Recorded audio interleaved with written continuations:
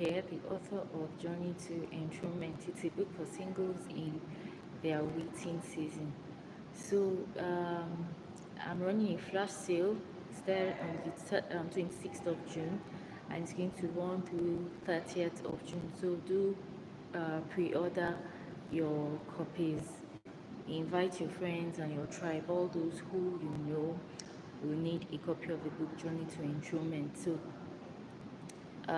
today I want to talk about the waiting season. So many things can happen while you're waiting. If you've been following my Instagram stories or handle, I have been sharing my own experience about waiting. About a couple of guys that I met that asked me to wait for them, and I waited. I waited because I didn't know better, and I was hoping that they were going to come around somehow, but in retrospect, that's not what you should do. You should actually be waiting on God, not waiting on man. Don't wait for anybody, because there's this tendency that people cover you as a single. If a person is not interested and they have not verbalized their intentions, you don't have to assume anything.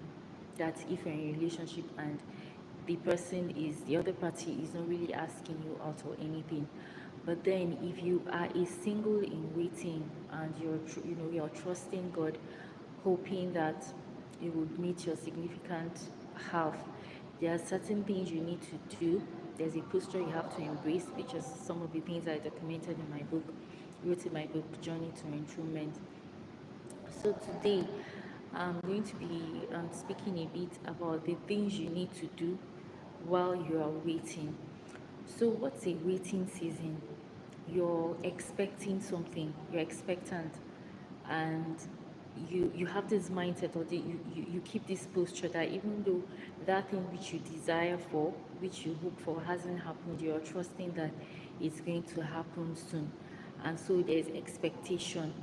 But for singles, sometimes their judgment is clouded in the sense that they assume so many things. They are desperate, they are anxious, they are, of course, uncertain, and then they throw out these vibes that don't really mean well, in the sense that they don't allow you to really filter and attract the kind of person you want.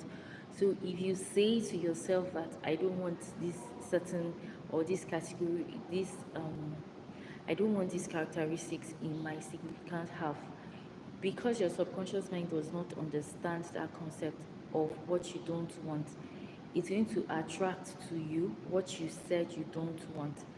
So rather, you have to be expectant, so that what is in your heart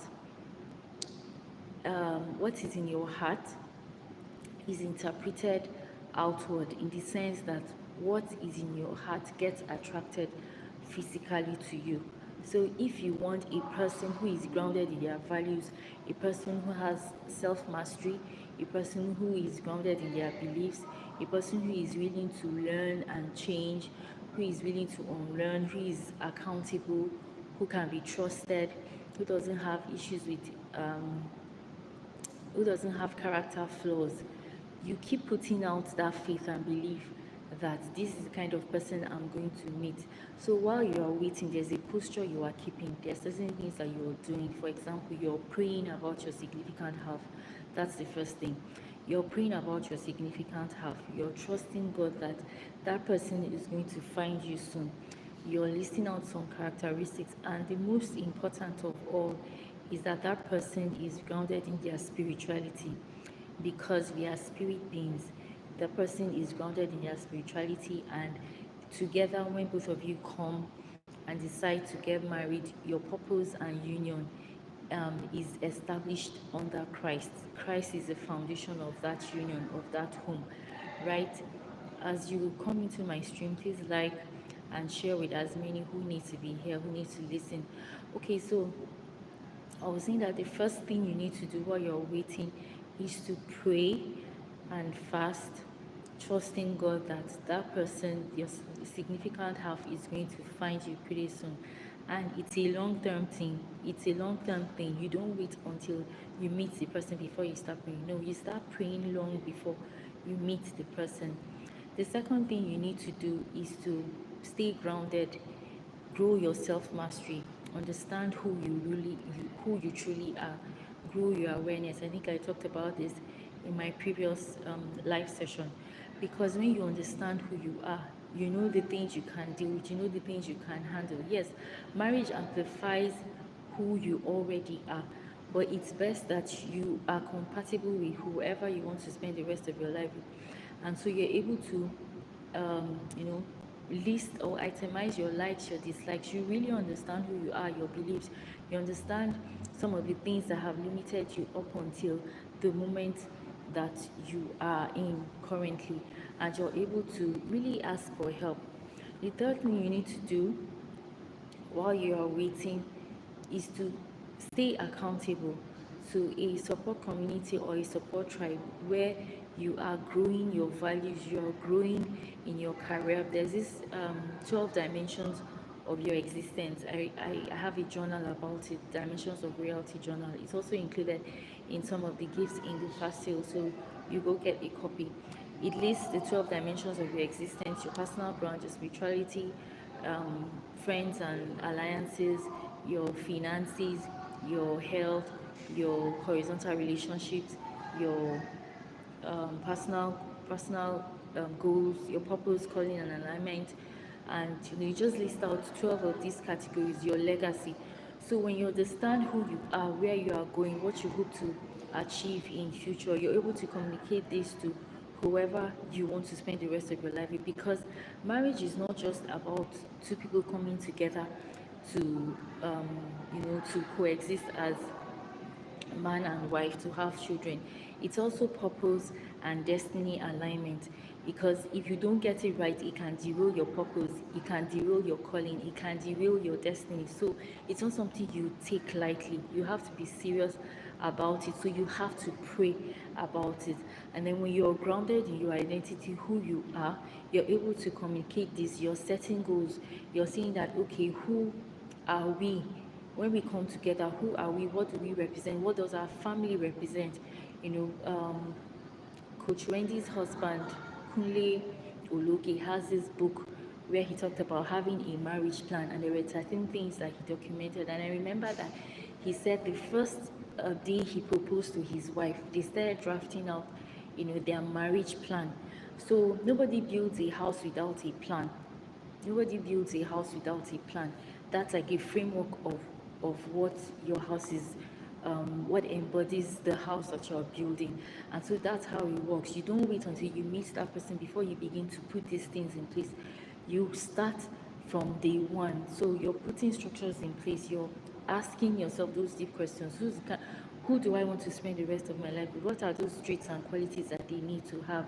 You're not pushing aside the most important things, because there's so many other things that a marriage is sustained on, and it's not just love. There is trust, there is identity. When two people come together to get married, you're getting married to a lot of background, mindsets, their upbringing, their families in that sense, if you're African, because a person does not exist alone. They belong to families. We are set in families. So all of these things put together, their mindsets, beliefs that have been solidified. So who are they? Are they accountable?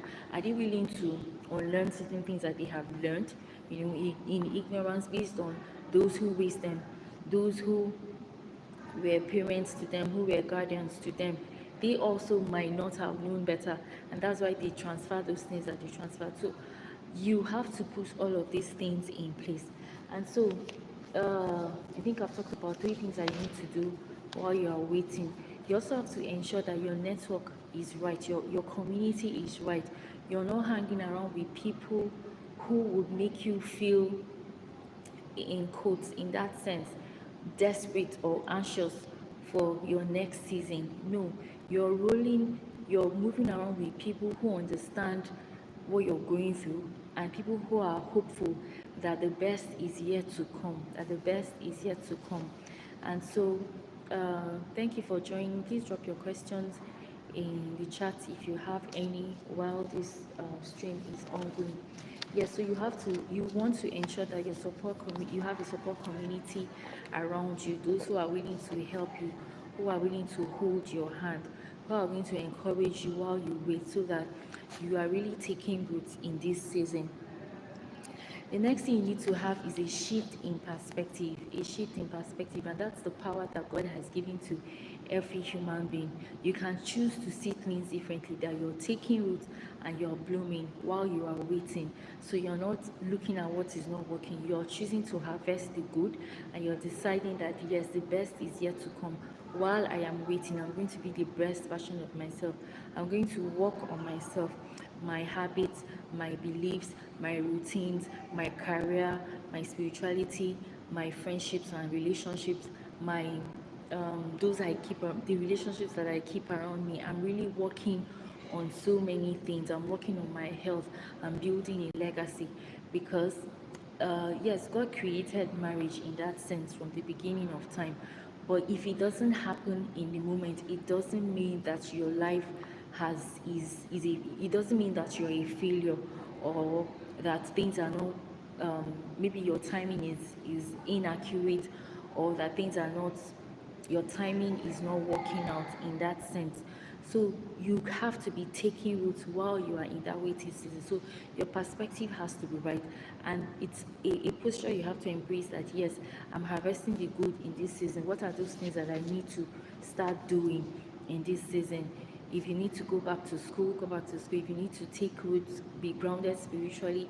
If you need to get a coach or a mentor, if you need to work on your health, you need to work on your finances, your networks and alliances. You also have to think about growing wealth, building wealth, right? Getting into systems, structures, and communities where they expand your mind around so many things that you can do to serve humanity, to serve the world.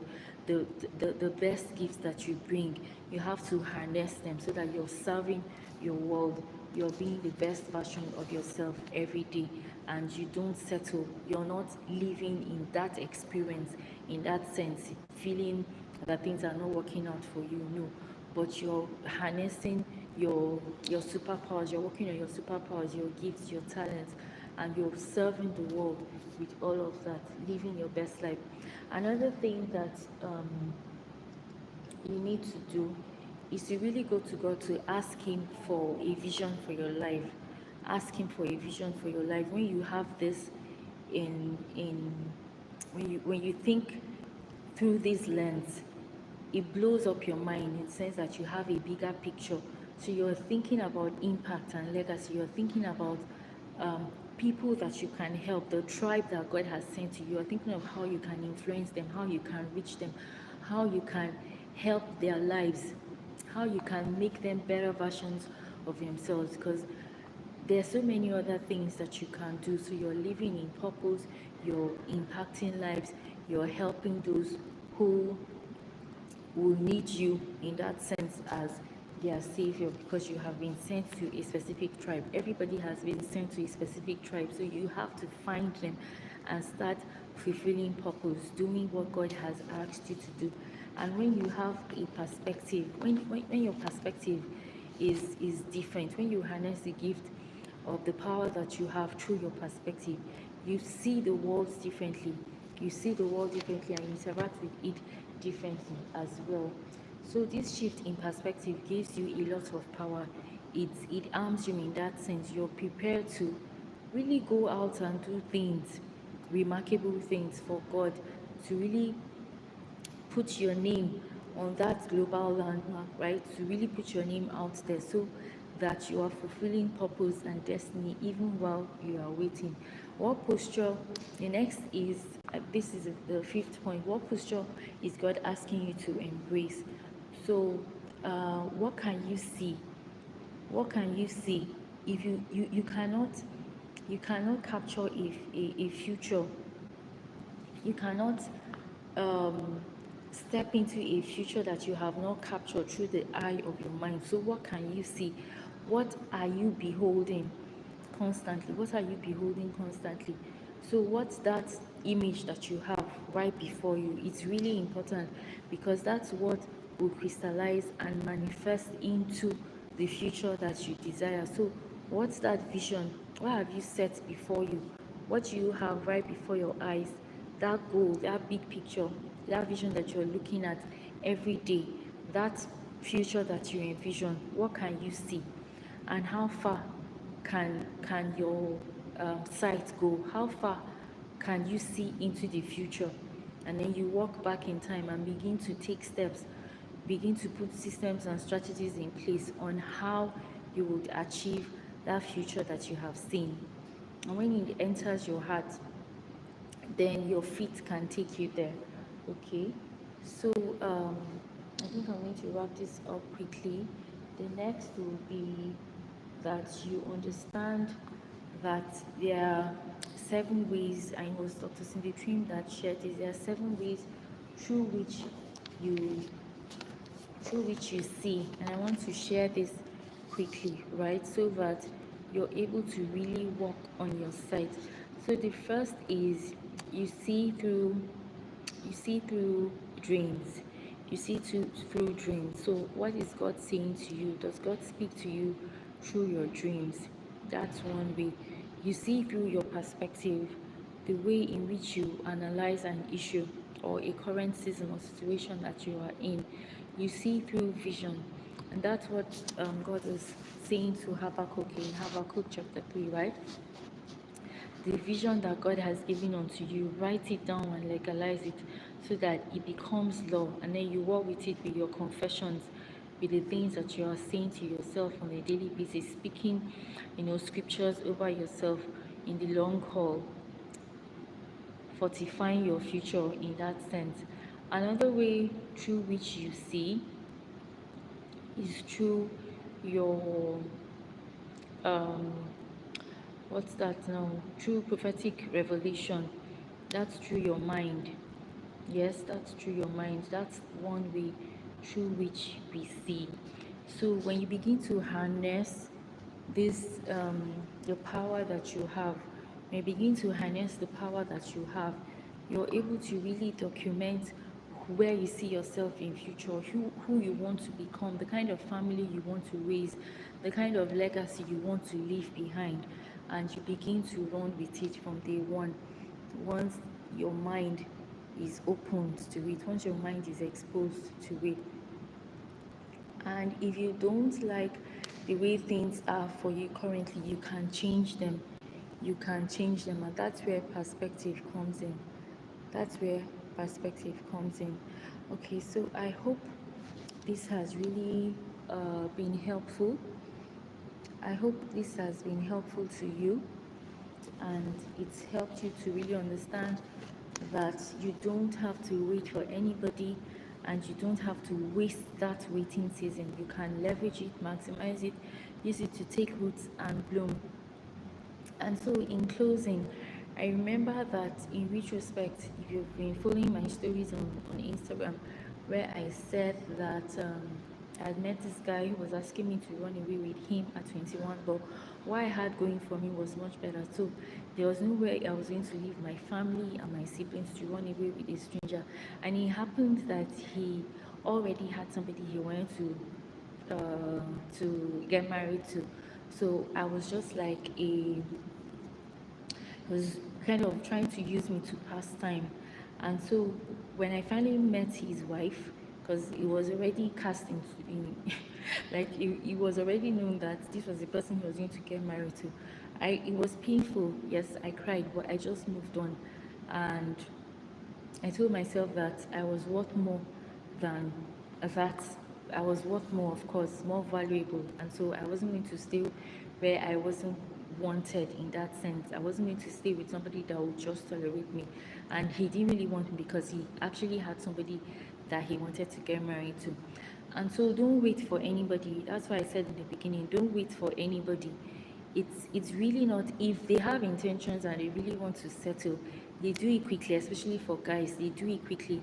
So don't allow anybody in that sense cover you. We are just moving around with each other, no intentions are made clear, and people are thinking maybe you're dating and you're not dating. The second is, I still met some other person that, obviously I thought this was relationship was going to work out, but it didn't, and I was waiting. So why was I waiting? What was I waiting for? Sometimes when you also have insecurities, you attract those kind of people. When you're unsure and uncertain of who you are, the value that you carry, you begin to attract people who would take you for granted. So your belief in yourself has to be grounded. You have to resolve the issues around your insecurities, right? So that you don't attract people who won't place so much value on you. So don't wait for anybody. While you're in your waiting season, be taking root and bloom. Decide and choose to bloom. Get into spaces where your mind is blown about how you can change the world, the impact you can make, and the lives that you can touch and save as a Christian. Okay, so thank you. I hope this has been beneficial and helpful to you, especially for singles in their waiting season. I'm rooting for you. Please visit my Instagram handle, elizabeth.m.omoworare, and if you go to the link in bio, you see details about the Pearls and Gemstones Tribe. It's for singles in their waiting season, and we have a mission and a mandate so that you deepen your roots, you understand who you are, and you're living your best life. Support communities are great, especially when your goal is one, when you have one goal and one vision, and it's all about you living your best life. Living your best life, even while you're waiting, living your best life, because life is for living. Okay, thank you so much for joining me today. I don't see any questions. Thank you, Tyler, for prayers, for joining me today. Okay, you can drop your questions, your comments, like and share, and subscribe to my YouTube channel. Thank you, and do have a lovely evening.